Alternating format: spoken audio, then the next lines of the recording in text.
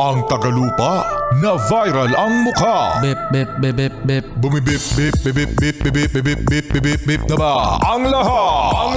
Martian. Enrico Pañero. Bip bip bip bip bip.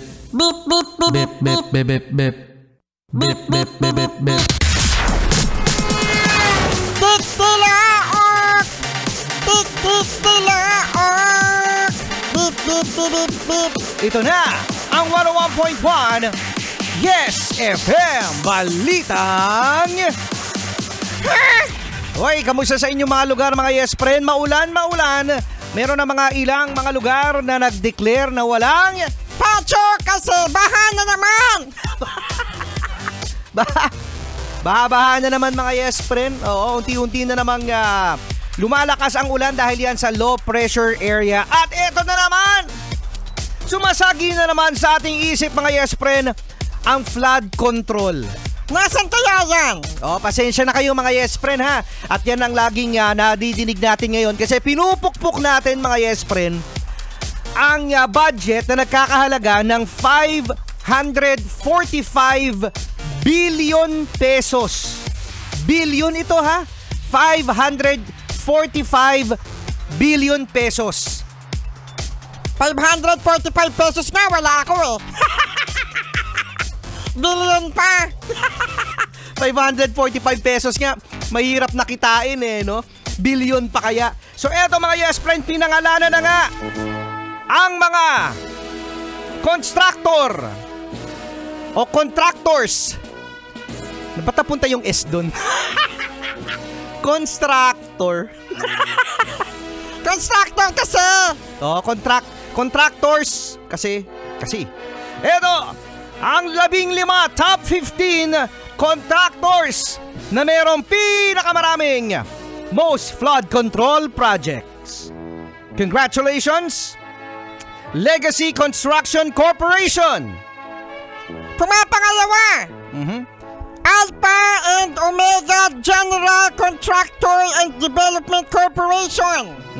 Pumapangatlo mga Yes Friend ang St. Timothy Construction Corporation. Congratulations to QM Builders.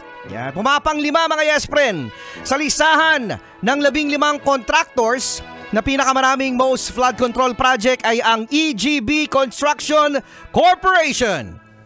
Number 6, Top Notch Catalyst Builders Incorporated. Top notch talaga. Top notch talaga, no? Pumapang 7 naman ang Centerways Construction and Development Incorporated. Number 8, mula kay Zaldico. Nako, ito napakatunog ngayon ni Zaldico mga Yes Friend. Sunwest Incorporated. Ayun, number 8. Number 9, High Tone Construction. Ay nako, nag-ads yung namin, yung YouTube. Yung YouTube namin nag-ads. Teka, skip muna natin. Skip. Kasi yung YouTube nun hindi naka-premium. Hindi naka-premium. Teka nga. I-skip natin yung ads. Mamaya malibre yung ads sa YouTube eh. Yung YouTube namin may commercial. O, yan na. O, nasa na tuloy? Ayan, hindi ko na alam kung nasan tayo. Yung YouTube na hindi premium, may commercial. Diyan kumukuha ng music eh. Susunod naman ay Triple B Construction and Supply Incorporated.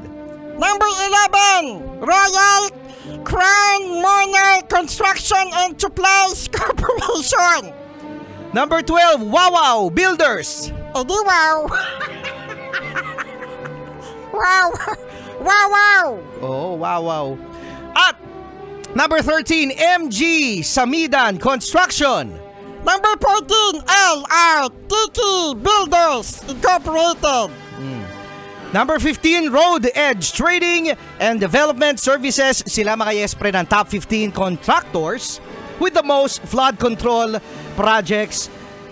20% pa lang yan mga Yes Friend ha, ng 545 billion budget. Grabe yung laki ng pera dyan mga Yes Friend. Tignan mo, walang nangyayari. Walang nangyayari. Sana talaga mga Yes Friend maayos ito kasi kawawa talaga tayo, promise, kawawa, no? Sabi nga 'di ba mga yespre ng isang senador na kung sa eskwelahan binigay yung pera na yan, marami na ang napaglingkuran, estudyante na napag-aral, mga eskwelahan na marami ng mga classroom, napataas ang sweldo ng mga teachers, pero wala nasa flood control. Oh, nararamdaman ba? Siyempre hindi! Kasama nyo pa rin Rico Panyero At Marsan, buti na lang talaga ang cute-cute ko.